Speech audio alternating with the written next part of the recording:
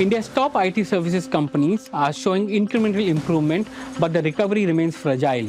First half revenues growth for the top 9 players is still stuck in low single digits year on year. While second quarter improved sequentially over the first quarter, the real test now is the durability and pace of that recovery into the second half. Margins offer limited support. EBIT margins in first half were broadly flat year on year, despite meaningful rupee depreciation and deferred wage hikes. High utilization has supported profitability so far, but that cushion could narrow as wage hike resumes and localization costs rise. AI remains central to company narratives, spanning productivity tools, client use cases, and internal efficiency. But meaningful differentiation is only beginning to emerge. Some companies are investing directly in AI data centers, while others are leveraging AI, cloud, and analytics to move the conversation from promise to execution and measurable impact on growth. So what should investors track next? Clear signs of growth acceleration in second half, sharper visibility of AI's net impact on revenues and margins, and sustained gains in employee productivity.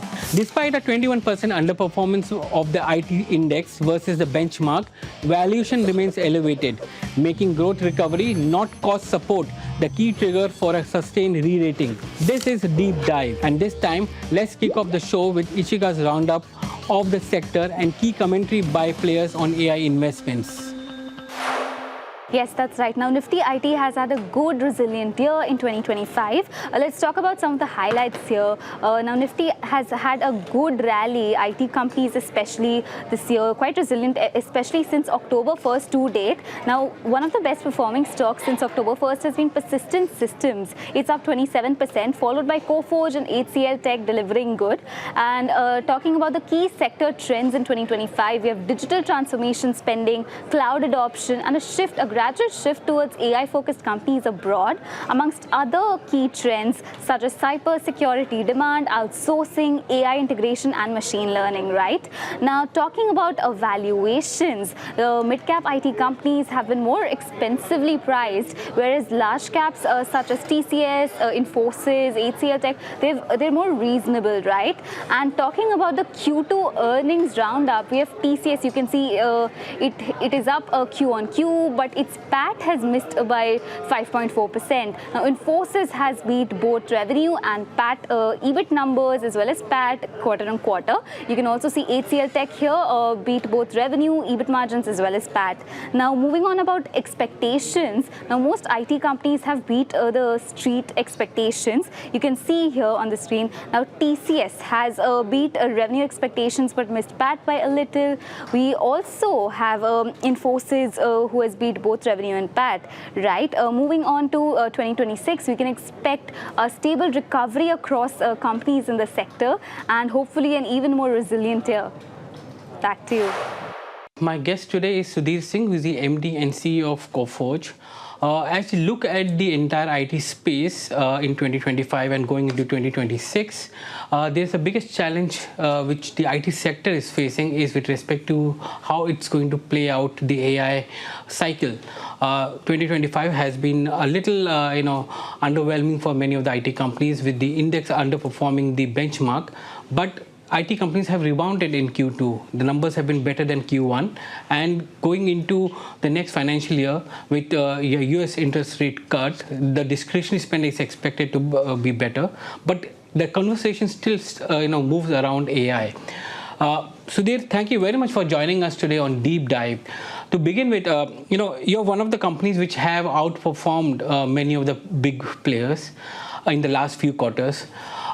How are you playing the entire AI move, and how is Coforge managing the entire expectation?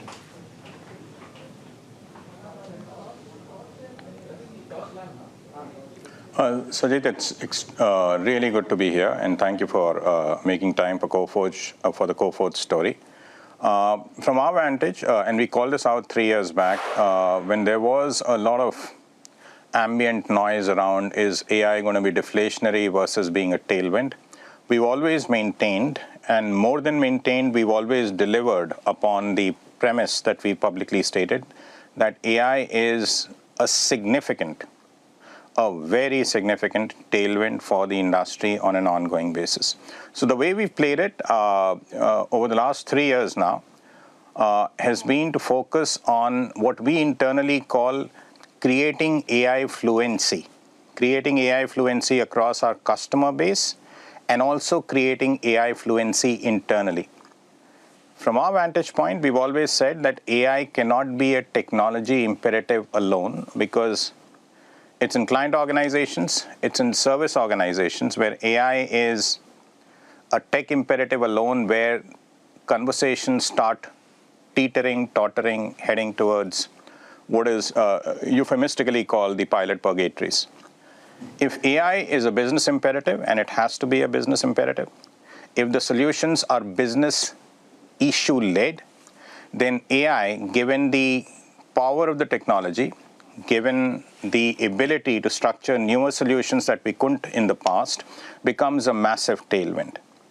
The other piece that we found very interesting outside our own belief around AI fluency being integral, being essential for driving growth, is the fact that with AI having come in and the entire world, boards across enterprise organizations, being absolutely aware of the criticality of this technology to drive innovation, to drive transformation, to drive change at scale, is the fact that we find increasingly that technology budgets have become elastic. They are no longer inelastic. If a service provider can lead in and generate that fluency through a business solution, walk in and say, hey, listen, we understand Mr. X, Mr. Y, Mr. Z. As the CEO of the organization, your firm faces the following issues, and this is an end-to-end solution.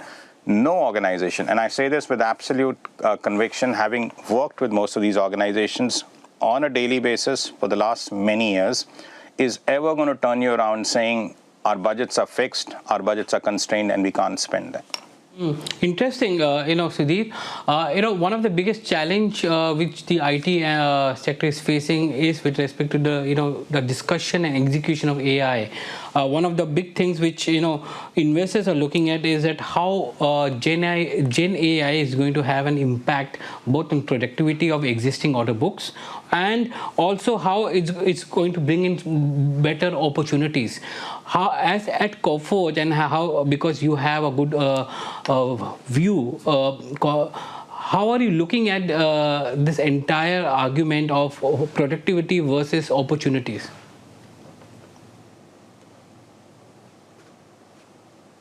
Well, Sajid, great question. And as you can imagine, it's a question that's asked often. I think the proof lies in the numbers. There's no point talking in the realm of the future or talking in the realm of what is likely to happen. If you look at us over the last 3 years, after the MLOps-led transformation that was playing out with Gen AI having become the talk of the town almost 3 years back, and with conversations now increasingly heading towards agentic AI-based autonomous operations, our track record around signing large deals, both the velocity of the large deals and the median size of the large deals, attests to the fact that AI, as we see it, has been a clear creator of a longer growth runway for us. So that's how we've seen things play out. Last year, we signed 14 large deals. This fiscal year, heading into the year, right at the outset, given the extreme confidence that we had in our ability to create AI fluency and to win off the back of the AI fluency that we create, both externally and internally, we had started the year by saying that we will, with the advent of AI, with our ability to merge emerging technologies to create business solutions, we will at a minimum sign 20 large deals. And I think, again, as I said at the start of this question, the proof lies in the performance itself. At the end of the first half, we've signed 10 large deals, almost all of them proactive, every one of them AI infused, and we are well on way to hitting, if not exceeding, the 20 mark that we set for ourselves, Sajid, at the beginning of this year. Interesting. If you can also give us a sense of the sectors or segments or verticals, which many companies call, whether it's BFSI, manufacturing, retail, healthcare. which are the sectors where you see the maximum application of AI? So clients are asking you as a service provider to provide AI-led platforms, or or could be productivity gains coming in.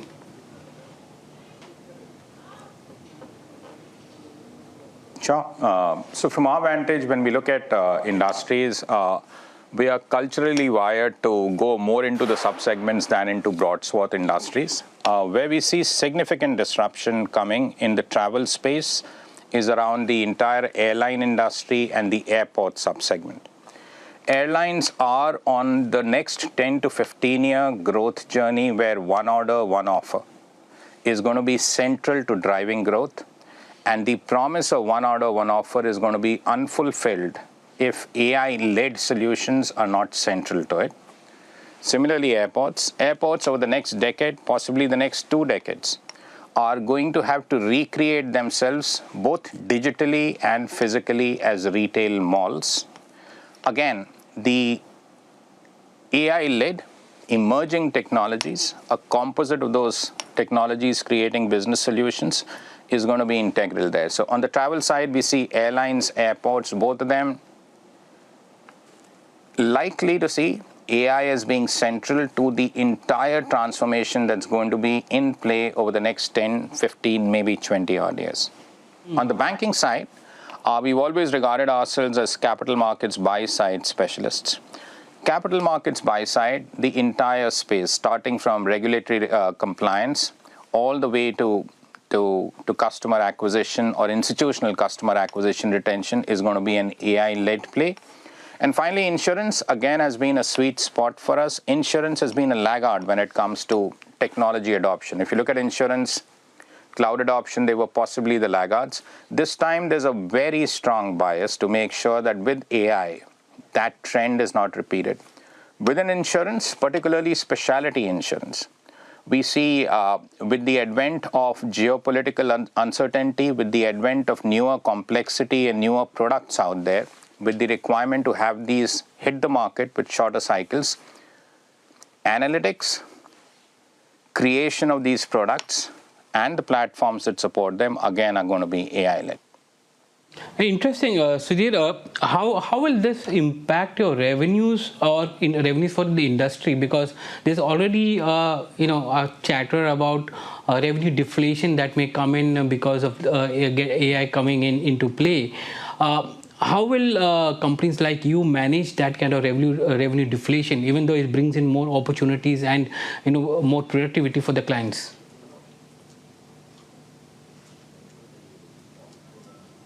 So let me just start with numbers, and then I'll come to the revenue deflation question. Sajid, last year, Coforge grew 31% plus, and last year was a tough year for the industry. This year, at the end of the first half, we are growing almost 38% over the first half last year. So the Coforge story has been atypical, and our conviction that growth is likely to be robust or very robust in the future is unimpaired. We continue to see significant growth coming in. As far as the deflationary aspects are concerned, see, our worldview has always been, and more than a worldview, it's a reality. AI has a play when it comes to efficiency improvements. It's a new technology. It's a powerful set of technologies, and therefore, for existing book of business, AI is likely to have a deflationary impact. However, and I think this however is critically important, there is a larger pool of business, which is the whole innovation, the whole transformation bucket.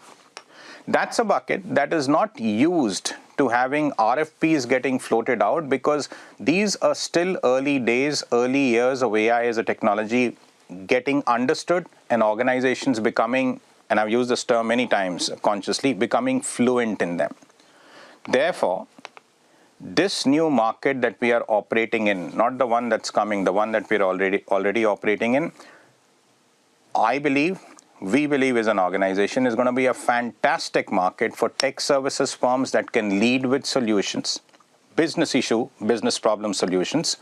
And it's going to be a pretty tough market for tech services firms that still want to operate with a mindset that is more centered around order fulfillment or order taking. So it's going to be increasingly, I suspect, a market where you will continue to have firms that are outliers when it comes to growth, led through business impact, and then firms that continue to stay with a somewhat more legacy mindset, and therefore their results, their growth is likely to represent the headwinds that an efficiency-only play will impose on them. I agree with you. The market also rewards outperformance like your company there. Give me a sense of how, what kind of change in metrics will be there with respect to AI? When I say that, I want to ask you whether the traditional way of measuring company performance, does it change? What should the street be looking at to measure whether a company is now AI ready and AI delivering or executing orders on that parameters? Because the traditional way of looking was to how many headcount in addition happened for an IT company, but that's not valid any longer. So there are new metrics or new parameters which are coming into play. So as a company which is agile and taking up new projects with AI-led execution, how do you what kind of metrics are you looking at, and what should the street be looking at?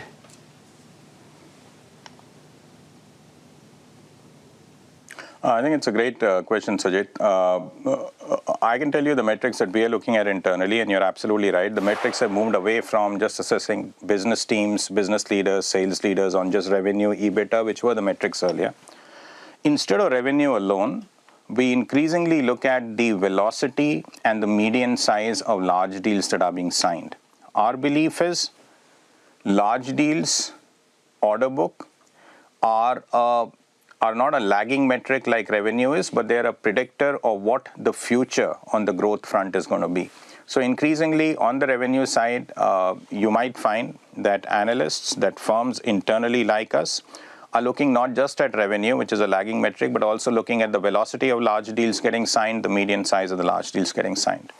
The second thing that I suspect, which will slowly start inching in, is we've all within this industry largely looked at EBITDA as the principal margin metric.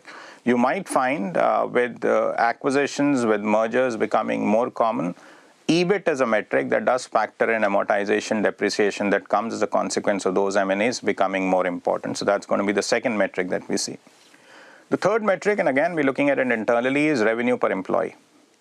If the pyramid does become a diamond, and we believe it will, we are already operating as a diamond-shaped delivery organization. If services are not truly being driven by those deflationary wins, but are business value-led, revenue per employee, given the value creation that is implicit in some of these solutions and proposals, is likely to increase. So just summing up, revenue is, I suspect, going to be important, but leading metrics like large deals, what is the speed at which they're being signed, what is the median size of those large deals, is it going up or not, is going to be the first piece. The second is, I guess, EBIT will become as important as EBITDA, even internally for firms like us. And third, of course, revenue per employee will continue to be a big metric to figure out what is the true value addition being offered by teams, and to what extent is it being recognized and paid for by the end recipient, which is clients.